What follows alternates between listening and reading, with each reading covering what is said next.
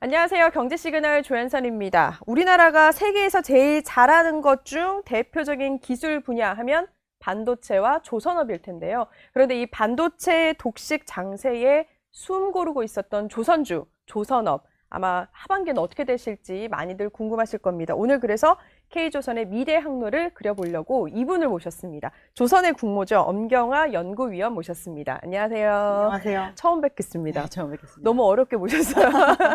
요즘 또 많이 활동하고 계신데 저희가 바로 조선주에 대해서 관심이 너무 크셔가지고 다짜고짜 먼저 여쭈려고 하는데 슈퍼사이클이 아직 안 온 걸로 봐도 되는 건가요?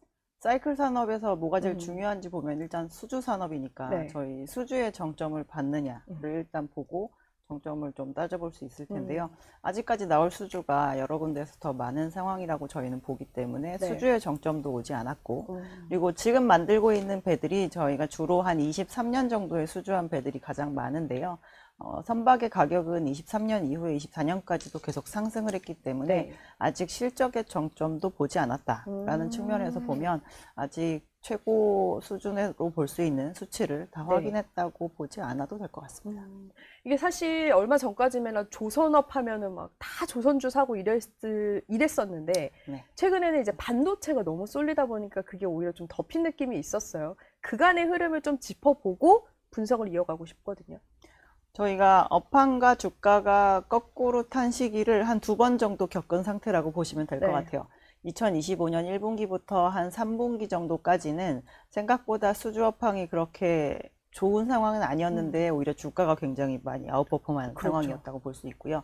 25년 하반기부터 최근 이제 26년 상반기 정도까지 보면 그때는 이제 수주가 다시 턴어라운드 하기 시작했는데 오히려 주가는 기간 조정을 받거나 아니면 네. 기자재 업체들 같은 경우는 가격 조정까지 받고 있어서 저희 네. 그동안의 상승분을 거의 다 반납한 상황이라고 볼 수가 있습니다. 그래서 지금은 이제 업황과 주가의 거꾸로 시기가 비슷하게 두 번 네. 겪은 상황이고 지금부터는 이제 업황이 어떤 식으로 가주냐에 따라서 주가의 그 향방도 조금 방향을 달리하지 않을까라고 생각하고 있습니다. 말씀 주신 대로 주가랑 수주가 그러면 이렇게 반대로 되었던 건데 작년 네. 같은 경우는 네. 이게 원래 좀 그런 거예요? 궁극적으로 이동 평균은 수렴하기 마련인데요. 이게 기가 막히게 동일하게 갈 수는 없습니다. 근데 특히나 이제 25년 상반기 같은 경우는 저희가 조금 특이한 상황이 있었죠.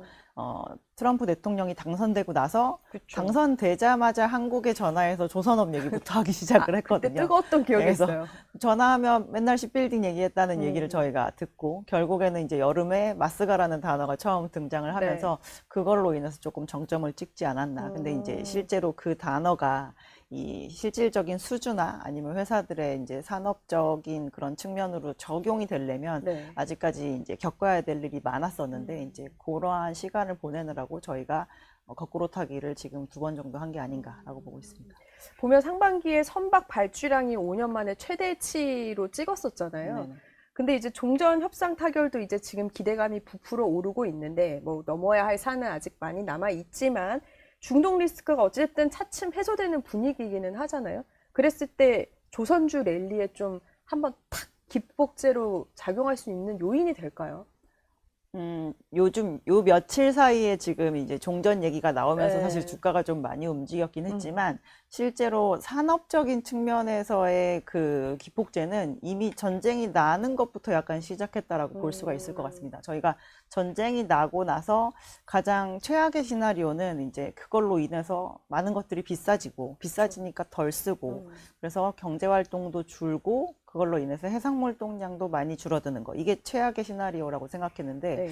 오히려 조선업체들이 계약한 그 건수를 보면 전쟁 이후의 빈도가 훨씬 더 잦아진 상황이거든요. 그래서 어차피 연료유 가격이 많이 오르고 네. 저희가 중동에서 가깝게 빠르게 구할 수 있었던 그 모든 원자재에 대한 산물들을 다른 지역에서 구하기 위해서 조금 더 이제 어떻게 보면 바다가 더 활발해진 그런 네. 상황이기 때문에 전쟁이 나면서부터 시작을 해서 이제 종전이 된다라고 하면 저희 그동안 구하기 어려웠던 거 더 열심히 구하기 위해서 돌아다니는 부분이 더 부각이 되지 않을까라고 생각을 하고 있고 발주도 이제 현재 흐름보다 오히려 좀 더 강해진 여지가 있다고 보고 있습니다.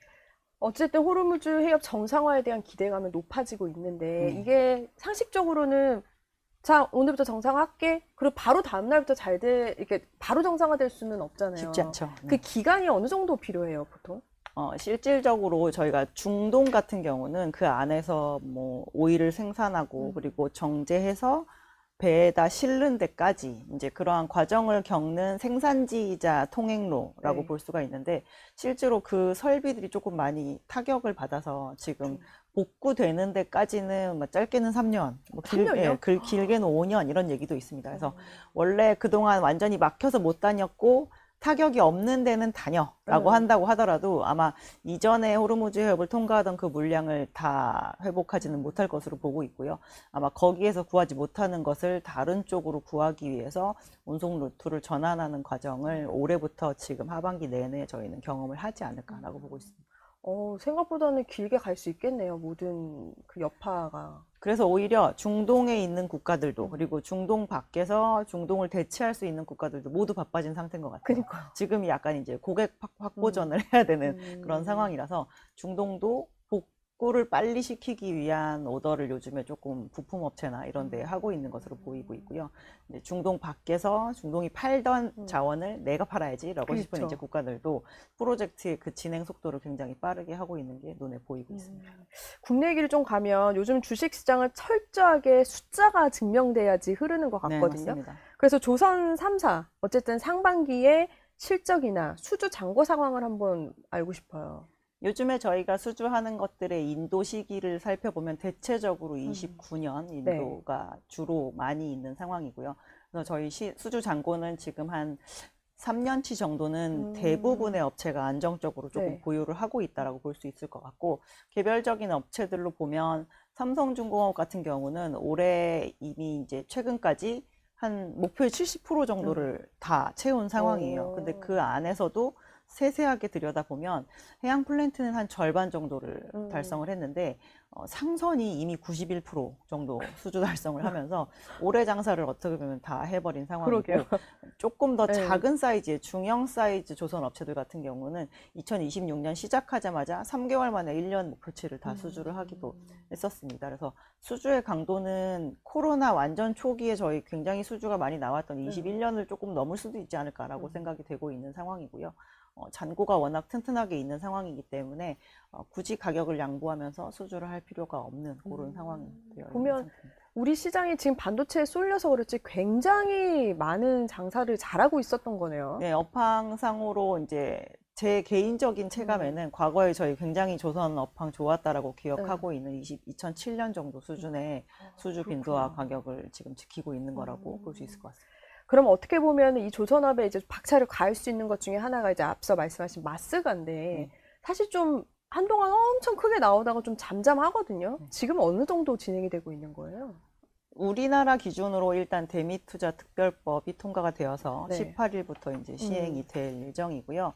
조선업과 관련된 투자 부분은 얼마 전에 한국의 장관이 미국에 가서 이제 조선업 투자 관련된 한미 조선 협정에 대한 파트너십 센터를 미국의 워싱턴 DC의 하반기에 세우기로 네. 약속을 한 상황입니다. 그래서 그동안 이제 마스가라는 단어는 등장을 했지만 저희가 투자를 어떤 식으로 할 거고 어떤 절차를 거칠 건지 그러한 부분 정하는 부분이 좀 필요했는데 그 부분을 위해서 한 1년 정도의 시간이 지금까지 소요가 된 것으로 보고 있는 상황이고요. 네. 지금 현재 미국 현지에서 미국의 군함이나 이런 데 들어가는 부품을 조달하거나 이러한 현지 업체들의 얘기를 조금 들어보면 25년에 뭔가 조금 묶여 있었던 네. 그런 프로젝트 진행이 좀 되면서 자기네들 입장에서는 일단 수주가 조금 늘어나는 게 체감이 된다라는 얘기도 하고 있는 상황이고요. 근데 이제 궁극적으로 미국이 혼자서 원래 계획했던 그 속도를 그리고 앞으로 이제 미국에서 필요로 하는 군함이나 뭐 전략 상선 같은 거에 대한 그 프로젝트를 진행하는 데 있어서의 그 볼륨을 다 채울 수는 없는 상태이기 때문에 아마 이제 파트너십 센터까지 생기고 나면 실제로 집행이 이루어짐으로 인해서 저희가 숫자로 확인할 수 있는 무언가가 하반기에는 조금 진행이 될 수 있다라고 보고 있습니다. 그렇게 치면 사실 상승 모멘텀이 굉장히 많이 남아있다는 생각도 들기는 해요. 조선업에 관해서. 특히나 저희가 이제 25년 하반기부터는 마스가 때문에 기대해서 왕창 올려놨던 그 주가를 굉장히 저희 많이 되돌려 놓은 상태거든요. 그쵸. 그래서 기대를 했는데 아무런 기대가 실현이 되지 음. 않았기 때문에 나오는 현상이라고 봐야 된다라고 한다면 실제로 이제 수주로 드러나게 됐을 때 그 파급 효과는 저희는 좀 클 거라고 보고 있습니다. 그렇다면 이제 이번에는 조금 아픈 얘기일 수도 있는데 사실 우리가 중국을 또 아예 무시하고 갈 수는 없는데 네네. 그런 면에서 K조선의 어떤 경쟁력? 유리한 전략이 있다면 뭐가 있을까요? 얘네보다 우리가 훨씬 낫다, 이런 부분. 그래도 지금 이제 선진 해운사들 기준으로 만약에 새로운 기술을 도입한 이제 신선대를 좀 도입을 해야 된다라고 하면 일단 한국부터 찾아오는 상황입니다. 그래서 제일 잘하는 사람한테 가서 저희가 보통 부탁을 하는 그렇죠. 거잖아요. 뭔가 새로운 걸 하기 네. 위해서는. 그래서 지금 이제 이 선박 시장의 사안은 어쨌든 탄소를 줄여라 이기 때문에 궁극적으로는 에너지를 완벽하게 전환을 해야 되는데 지금은 그 중간 단계에 해당하는 이제 뭐 LNG 이중연료 추진 선박 이런 것들을 발주하게 되는데요. 한국에서 실제로 그러한 선박들에 대한 과거에 건조했던 경험치가 월등히 높은 상태이기 때문에 일단 만들려면 저기부터 찾아가고 보는 그런 상황이라고 보시면 될 것 같고 어차피 중국이랑 한국은 조선소의 레이아웃으로는 싸울 수가 없습니다. 우리나라 조선소들은 대부분 70년대에 조성이 되었고요. 중국 같은 경우는 2000년대 아니면 2010년대에 조성이 된 데까지 있어서 레이아웃은 훨씬 더 최신 설비라고 봐야 되는 상태면 제품으로 저희가 승부를 할 수밖에 없는 거죠. 그나마 다행인 건 똑같은 제품을 계속 찍어내는 산업은 아니기 때문에 그때그때 요구사항을 우리가 잘 맞춰서 오히려 요구하는 것보다 더 좋은 제품을 잘 납품을 했느냐인데 그 부분에 있어서는 지금까지 이제 갭을 벌리게 되는 데는 국내 조선 업체가 굉장히 이제 잘 따라줬던 것 같고요. 그 부분으로밖에 앞으로도 유지할 수가 없지 않겠느냐라는 데 이제 많은 생각이 좀 모이고 있는 상황입니다. 이게 상선이라는 게 진짜 이제 예전만의 그 업무가 아니라 AI 신산업이랑도 이렇게 연관이 계속해서 지어지던데 데이터 센터도 나오고 사실 좀, 배 하면 좀 생소한 부분들이 많이 나오는데 이게 K조선의 약간 성장 또 다른 모멘텀으로 봐도 되는 부분들인 거죠? 지금까지 보면 이제 국내 조선 업체들은 일단 배 만드는 회사인데 그 뒤에 서브 사업으로 뭐 해양 플랜트도 얘기가 되기도 하고 특수선도 영역이 얘기가 되기도 했지만 실제로 이 두 개의 서브 사업 부분이 이 회사들의 진정한 가치를 궁극적으로 끌어올리는 데는 한계가 있었습니다. 왜냐하면 워낙 상선에서 외출이 많이 발생하고 이거 이상으로 나오지 않을 뿐만 아니라 이 서브 사업 부문의 수주의 연속성이나 그리고 이제 수익성에 대한 기여도가 좀 낮았기 때문이라고 볼 수가 있는 것 같은데요. 지금은 이 서브 사업 부문도 궁극적으로 조금 메인으로 올라올 수 있을 만큼 커질 가능성이 일단 있다라는 게 굉장히 긍정적이라고 볼 수가 있고 특히나 말씀하신 것처럼 지금 현재 이 현대사회에서 가장 궁금해하고 가장 관심 있어 하는 게 저희 AI잖아요. 그래서 이제 요 부분이 갑자기 왜 굳이 선박에 이렇게 뚝 떨어졌나라고 생소하게 생각하실 수 있겠지만 선박은 실질적으로 육상에서 돌아가는 모든 산물들을 그 작은 이동하고 있는 것에 구현을 하기 위한 설비이기 때문에 굉장히 모든 설비들이 컴팩트하게 이루어졌다라는 좀 장점을 가지고 있습니다.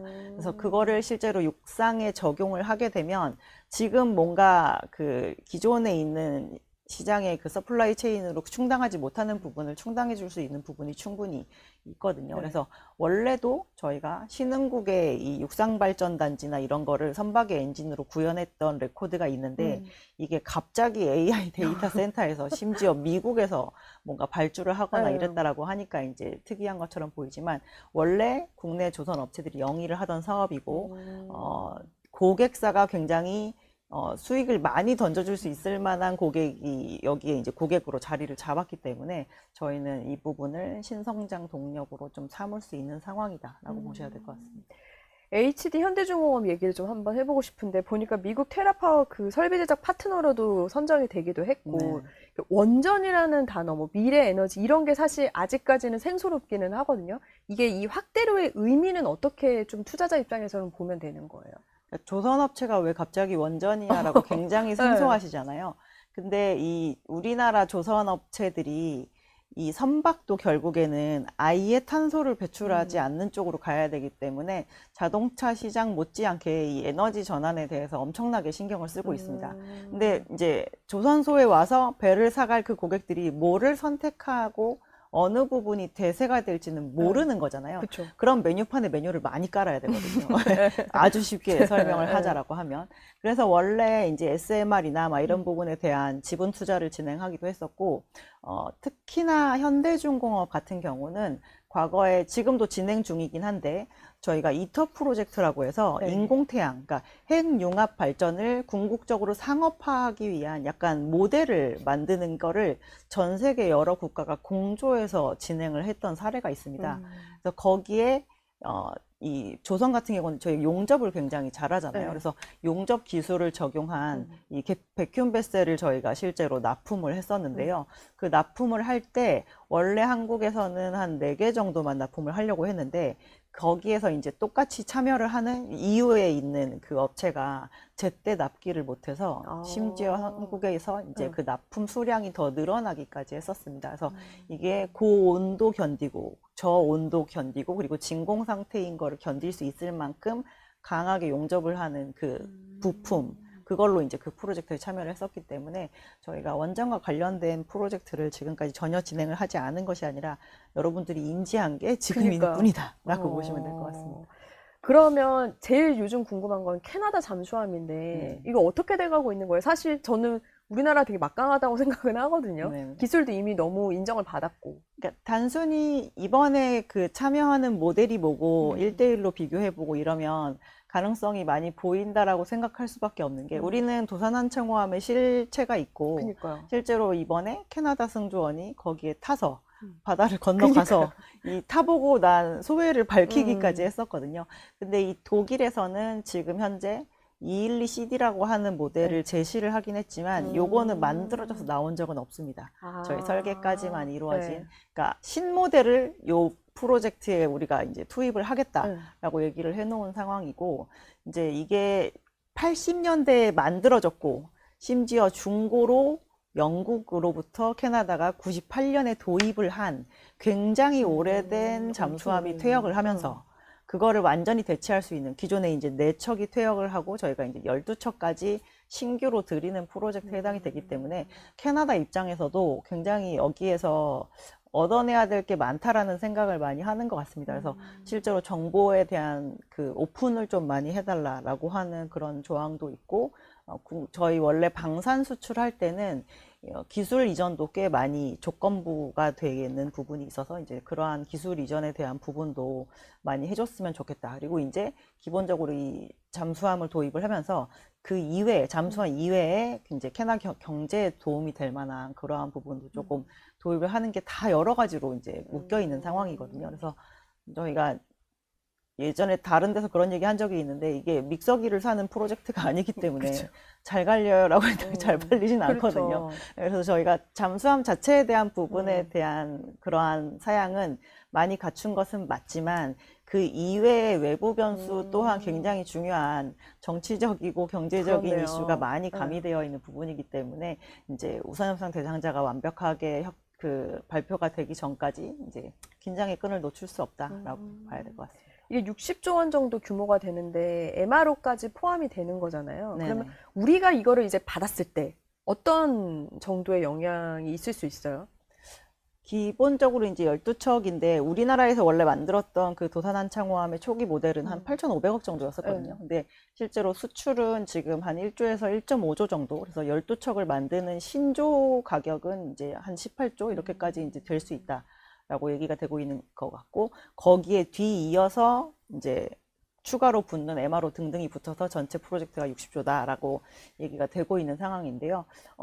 일단 기본적으로 여기에 들어갈 수 있는 부품이 다 기존의 한국 제품이 다 들어갈 거라는 보장은 사실 또 없는 부분이거든요. 그렇죠. 뭐 캐나다 방위사업청에서도 뭔가 인증되어 있는 업체들이 이렇게 그렇겠죠. 따로 있을 것이고 그래서 저희가 경제성에 대해서 국내에서 하는 것보다 더 높은 가격이니까 이거 이상으로 매출 느는 것만큼 이익이 남을 것 같습니다 라는 얘기는 드리긴 좀 어려울 것 같긴 한데 국내 조선업체들의 그 대형 조선업체들의 특수선 사업부의 매출 비중이 지금 전체 매출 중에서 한 10에서 15% 정도밖에 되지 않고 있는 상황입니다.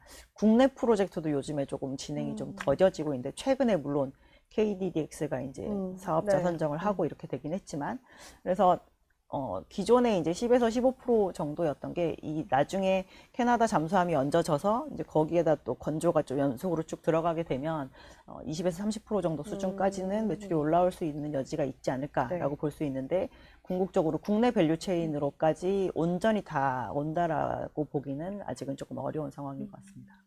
지난해 조선업이 막 이렇게 인기가 많았을 때, 호황이었을 때, 그때 이제 업계 이야기들을 들어보면 인력이 없는 게 또 문제기도 했거든요. 그러니까 일은 많은데 사람은 줄어서, 그러니까 그 전에 많이 줄여놓은 상태이기 때문에 그렇겠죠. 근데 지금 인력 상태는 좀 어때요? 그것도 되게 중요한 부분이기는 하잖아요.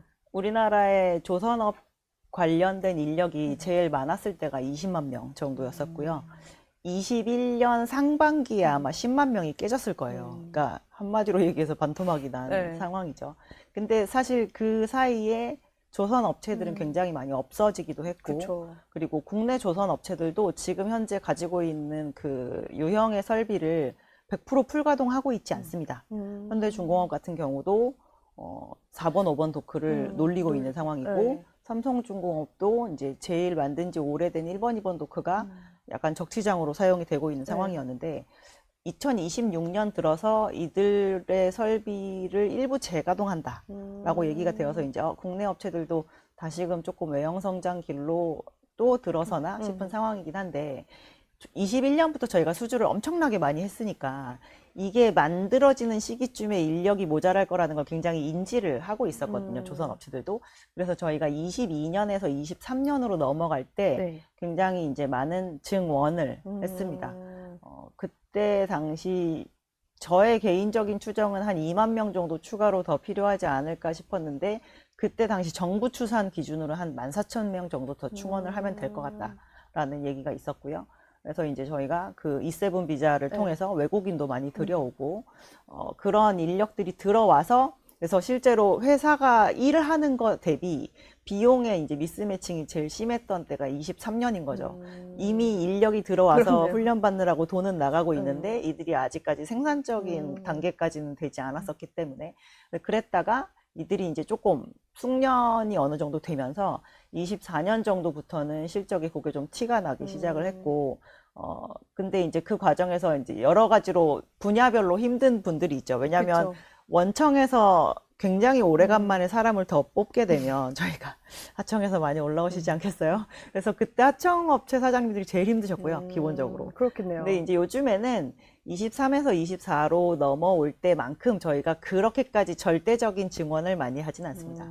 이제 기존에 훈련시킨 인력들이 조금 올라오고 있는 선이 있다라고 해서 그래서 인력 부족에 대한 이슈는 요즘에는 좀 잠잠해져 있는 상황이긴 한데 굉장히 인력이 이제 노령화되고 있다. 뭐 숙련공들이 이제는 막 은퇴할 때가 되고 있다. 막 이런 얘기들은 여전히 좀 들리고 있는 상황이고요. 네. 그나마 다행이라고 해야 될지 모르겠지만, 조선 인력의 노후와는 중국도 마찬가지이기 때문에. 아, 조금 네, 위로가 되는 네, 건가요? 서로 힘든 네. 약간 그런 상황이고, 이제 좀 젊은 인력들이 이제 힘든 거를 하겠다고 좀 왔으면 좋으련만 뭐 그런 모습은 조금 덜 보이긴 한다라는 게 현장의 목소리이기도 하고요. 근데 그래도 한층 해소가 된 것으로 보이고 있습니다. 실제로 메인 조선 업체들의 사업 보고서에 들어가서 임직원 현황만 보셔도 네. 몇 년 사이에 꽤나 많은 숫자가 늘어났구나라는 걸 인지하실 수 있을 겁니다. 그럼 이제 진짜 핵심 질문인 것 같아요. 이제 그동안 조선주를 갖고 계신 분들 중에 서러운 분들 많으셨을 거예요. 분명 시장은 잘 되고 장사도 잘 되는데 내 주식은 왜 이러나 이럴 텐데 위원님이 최애주로 뽑는 게 있을까요? 조선주에? 저는 일단 그룹 자체는 HD 현대그룹을 조금 더 선호하는 그래요? 편이고 네. 그래서 이 섹터의 대장주가 누구예요? 라고 물어보면 저는 HD 현대중공업이라고 말씀을 드리지만 저의 최애는 HD 한국조선해양입니다.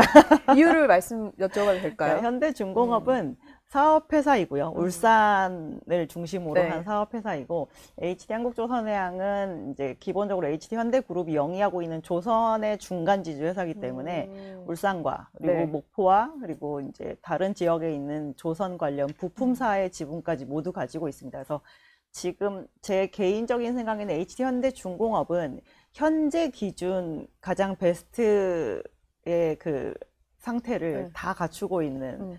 HT현대그룹 내 조선업체라고 봐야 될 것 같고요.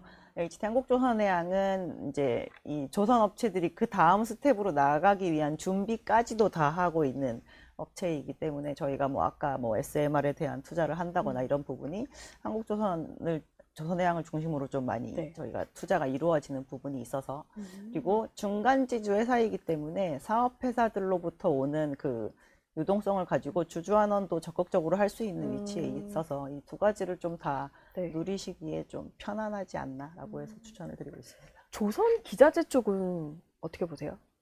조선기자재를 투자하시면서 별로 안 피곤하시려면 필수 기자재에 투자를 하시는 게 나아요. 왜냐하면 배들은 그래도 각각 수송하는 화종들이 다르기 때문에 네. 그 화종에 따라서 어떤 배는 필요한데 어떤 배는 굳이 들어가지 않는 그런 기자재들도 있습니다. 네. 근데 일단 배만 만들었다 하면 다 들어가는 기자재를 저희가 필수 기자재라고 얘기를 하는 거고, 요번 이 사이클 자체가 친환경 선박으로 만들어 주세요 라는 것 때문에 생긴 이 사이클이니까 네. 거기에 있어서 제일 중요한 부품이 그럼 뭘까라는 걸 생각하는 게 중요하다라고 한다면 엔진 기업이 아무래도 좀 이제 기자재 업체 중에서도 네. 핵심적인 기자재다라고 볼 수 있을 것 같습니다. 그럼 전반적으로 지금 어찌됐든 지금 더 오르기 전에 사놔야 되나 하는 분들도 분명히 있으실 거거든요. 이렇게 사업의 사이클이 아직까지 남은 거 보면은 어떻게 좀 포트폴리오를 짜면 좋을까요? 완성조선 업체는 이제 취향껏 골라서 가져가시는 게 무조건 좋을 것 같고요. 그리고 이제 기자재 업체들까지 같이 가져가시는 게 이제 플러스 알파가 될 수 있다라고 말씀드리는 이유가, 조선 업체들도 정말 어려운 기간 동안 구조조정을 많이 당했지만 기자재 업체들이 훨씬 힘들었었기 때문에 저희가 구조조정의 폭이 굉장히 컸던 사이드다라고 네. 보셔야 될 것 같습니다. 그래서 제가 이제 이 산업을 본 바로는 구조조정을 잘 해낸 섹터가 결국에는 이제 시장에서 가치를 평가받는 데 있어서 좀 룸이 많아지는 그런 측면이 있기 때문에 조선 업체와 핵심 기자재 업체를 좀 양쪽으로 밸런스 있게 가져가시는 게 좀 좋을 것 같아요. 장기로 그럼 가져가면 좋을까요? 조금씩 사놓는 게? 사이클이 꺼지는 데까지 저희는 정점을 좀 한번 보자라는 톤으로 요즘에 말씀을 드리고 있고요. 그러니까 과거에 저희가 그 극심하게 좋았다라고 기억을 하는 2007년의 사이클은 잠깐 좋았거든요. 저희 잠깐 매우 높게. 네, 그쵸. 그래서 매우 낮아졌죠. 짧고 뜨겁게. 네, 산이 매우 높아서 저희가 네. 골이 정말 깊었던. 근데 지금은 21년 이후에 쭉 보시면 21년부터 최근까지 한 번도 글로벌 조선 업체들 캐파 대비 낮은 발주량이 나온 적이 없습니다. 지금 6년 연속 그렇게 될 것 같거든요. 네. 그래서 저희가 좋은 시황이 쭉 유지되는 건 이번이 처음이기 때문에 이걸로 인해서 나오는 그 결과물과 그걸로 인해서 저희가 올라갈 수 있는 기업의 가치의 수준을 좀 확인하고 내려오자. 근데 이제 그 도대체 그게 언제냐라고 네. 굉장히 제일 궁금해요. 많이 물어보시긴 네. 하지만 그 시그널이 보이게 되면 제가 또 나와서 바로 말씀을 드릴 테니 네. 너무 걱정하지 마시고, 그래도 한국이 제일 잘한다고 하는 네. 산업이 다행스럽게도 한국은 또 상장이 잘 많이 되어 있는 편이거든요. 해외는 사실 예상보다 그렇죠. 상장이 별로 많이 되어 있지 않습니다. 그래서 국내에서 반도체 주식들 신나게 투자하시듯이 조선 주식들도 이제 주요 업체들 기준으로 해서 투자하셔서 좋은 성과를 받으셨으면 좋겠습니다. 이게 조선업이라는 게 장기 사업이기도 해가지고요. 네. 자주자주 기사가 많이 뜨는 것도 아니라서 내가 도대체 이 투자의 추세를 어디서 봐야 하나 이렇게 궁금해 하시는 분들이, 그럼 뭐 지표나 저희가 뭐 들어가서 봐야 되는 것들이 있을까요? 물론 뭐 리포트도 계속 나오기는 합니다만. 아주 수주 산업이니까 수주가 제때제때 잘 나오나가 사실 제일 중요한데요. 우리나라에는 전자공시라는 아주 좋은 제도가 있습니다. 매우 좋죠. 네. 네. 여러분이 다트에 들어가시면 그 개별 업체들의 네. 그 공시 내용 중에 단일 판매 공급 계약이라고 단일 하는 판매 것들이 공급 계약. 네. 굉장히 자주 뜨고 있다는 걸 확인을 하실 수가 있거든요. 그 빈도를 확인하는 것만으로도 저희는 수주 지표 자체가 자주자주 잘 나오고 있나라는 걸 확인하는데 크게 무리가 없을 것 같습니다. 사실 이렇게 여쭤보는 게 이제 뭐 다 조선주로 인한 돈을 만들기 위해서인데 그래서 돈이 되라고 또 책을 쓰셨더라고요. 이 책이 지금 엄청 인기가 많은데 소개 좀 해주세요. 어떤 내용이 들어있는지. 그러니까 원래 조선 업체 출신 분들이 이제 산업에 대해서 글을 쓰시는 분들은 많으신데 시장에서 접근하는 책이 하나도 없는 것 같다라는 얘기를 이제 해주셔서 제가 써야지라고 해서 쓴 건 네. 아니었고 사실 그런 의뢰가 들어와서 이제 저도 좀 곰곰이 생각해 보다가 썼는데요. 생각보다 그 투자를 하실 때 되게 게임처럼 하시는 분들이 많으시더라고요. 많죠.